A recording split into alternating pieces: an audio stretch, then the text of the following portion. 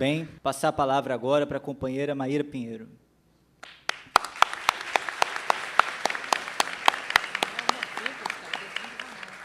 Boa noite a todas e todos. Eu fui ameaçada de morte, de violência sexual. Tive imagens da minha filha pequena publicadas em grupos de extrema-direita e no esgoto da internet, porque eu entrei com um processo criminal contra um soldado israelense que veio tirar férias no Brasil, pelo fato dele ter participado da explosão de 8 edifícios residenciais na faixa de Gaza em outubro de 2023. E é por isso que eu estou aqui hoje. Anteontem, eu vi crianças em chamas. Não foi a primeira nem a segunda vez que eu vi uma pessoa, o amor da vida de alguém, em chamas em Gaza. Quantas vezes cada uma e cada um de nós viu as cenas de morte mais inimagináveis nos últimos 600 dias? Quantas vezes nós vimos imagens de cadáveres de crianças,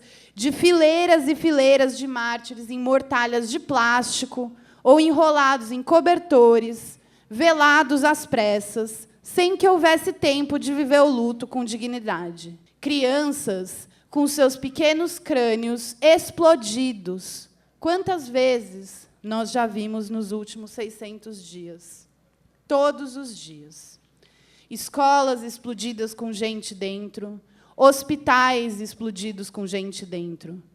Vídeos recuperados de gente que filmou a própria morte, como o surreal massacre de 23 de março, documentado pelo paramédico mártir Rifat Aduan. Um genocídio transmitido ao vivo para todo mundo ver. Transmitido ao vivo, inclusive, apesar de Israel estar deliberadamente matando os jornalistas, como Hassan Nesle, que, um mês antes de ser assassinado na ala de queimados do Hospital Nasser, em Khan Yunis, deu uma entrevista em que disse que seria provavelmente assassinado no seu leito hospitalar. Um genocídio transmitido ao vivo. Deixa ele só chegar, não. Isso é uma criança com uma cabeça explodida.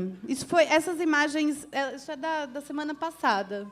As pessoas, elas são enroladas nos cobertores porque não tem mortalha para todo mundo. Porque acabam as mortalhas. E aí, na semana passada, quando entraram 5 caminhões em Gaza, 2 estavam carregados de mortalhas. Aí pode pôr a dos soldados. Um genocídio transmitido ao vivo não só pelas suas vítimas, mas também pelos seus perpetradores. Soldados depravados se fotografam e filmam mexendo nas calcinhas das mulheres, cujas casas eles roubam e saqueiam.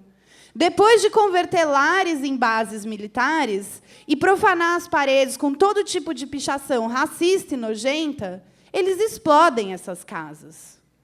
Esses registros, que são verdadeiras confissões de crimes, públicas e despudoradas, são exatamente o tipo de prova que nós, em nosso trabalho jurídico, temos buscado apresentar, buscando a responsabilização criminal desses sujeitos. São milhares de fotos e vídeos no Instagram, no Facebook, TikTok, de casas voando pelos ares, e as gargalhadas dos responsáveis pela explosão audíveis ao fundo, muitas vezes junto com trilhas sonoras perturbadoras.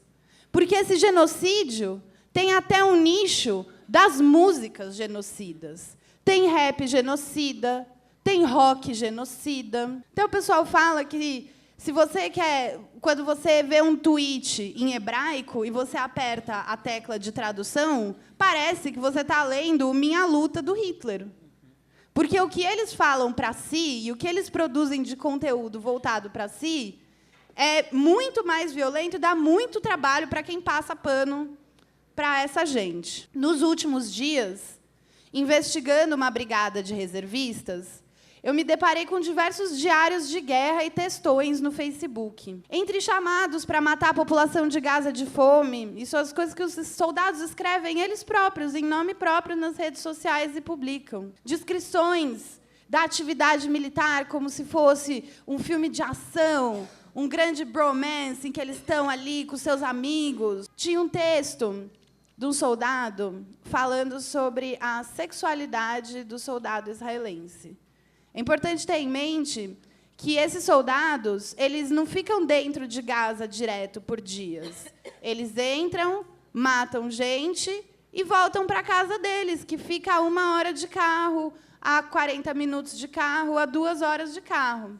E esse cara, ele escreveu um texto sobre como os soldados eles ficam com a sexualidade diferente quando eles estão na guerra, e que, por isso, as esposas precisam apoiá-los e entender que, quando eles têm demandas sexuais um pouco mais violentas, elas têm que ceder. Esse é o papel delas. Ele descrevia que ele não tem tempo e paciência para carinho ou romance, e que isso era um problema, gerava questões conjugais. E aí ele dava conselhos para os seus colegas soldados e para as esposas que estivessem lendo. Para os colegas soldados abraçar a própria virilidade e o guerreiro na cama, e para as esposas se submeter para cooperar com os seus maridos. E essa misoginia, expressão violenta de cultura do estupro, nos surpreende vindo do mesmo lugar em que existe um campo de tortura como o Sde-Teman, onde eles mataram o médico Dr. Adnan Al-Bursh de tanto estuprá-lo. E onde, no mesmo país, no mesmo regime, que um soldado filmado nas câmeras de segurança dessa mesma unidade prisional depois virou celebridade, foi convocado para aparecer na televisão. E não nos surpreende também, porque nós sabemos muito bem aqui no Brasil o quanto colonização e estupro andam de mãos dadas. Nós temos, de um lado, então, múltiplos registros audiovisuais das formas de morrer e das formas de matar. Essa segunda parte precisa ser mais explorada pelos nossos meios de comunicação de esquerda nas nossas táticas militantes. Tanto que a cúpula das Forças Armadas israelenses já tentou orientar os soldados a não serem tão explícitos em exibir sua depravação para o mundo. Mas os soldados não obedecem. No máximo, eles arquivam os posts ou fecham seus perfis quando vão viajar e gastar o dinheiro que receberam do Estado de Israel em troca dos seus crimes. O Brasil é o paraíso de veraneio dessas pessoas. Os israelenses que vêm para cá são todos soldados, acabaram de terminar o seu serviço militar. E eles vêm aqui para fazer rave e usar droga no nosso país, e eles têm que ser avisados de que eles não são bem-vindos aqui. Eles têm que ser tratados como os criminosos de guerra que eles são. Eles vêm aos milhares para a Bahia, para Florianópolis e aqui para o Rio de Janeiro.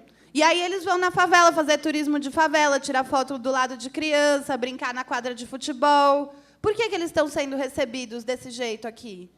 Gente que estava matando criança logo antes de vir para cá. Isso é inadmissível e eles não podem se sentir confortáveis para estar no nosso país. Para que eles não se sintam confortáveis, precisa passar pela nossa tática de comunicação, mostrar o quanto eles são uns arrombados, o quanto eles são criminosos, o quanto é inaceitável que eles estejam em território brasileiro. E aí eu concluo citando um cara que não é nenhum revolucionário. Eu concluo citando Ulisses Guimarães para falar de ódio. Porque, no seu discurso na Constituinte, Ulisses Guimarães falou que era preciso ter ódio e nojo das ditaduras e do autoritarismo.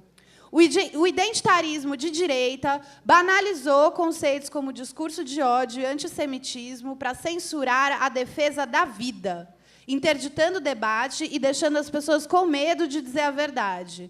É preciso ter coragem de dizer que genocídio não se discute, se combate, que genocídio é odioso e genocidas merecem ódio. E é nossa responsabilidade histórica seguir falando de Gaza e do que Israel está fazendo em Gaza. E, quando eles vierem no nosso país, dizer na cara deles que eles não são bem-vindos aqui. O lugar de criminoso de guerra é no banco dos réus, na cadeia ou debaixo da terra.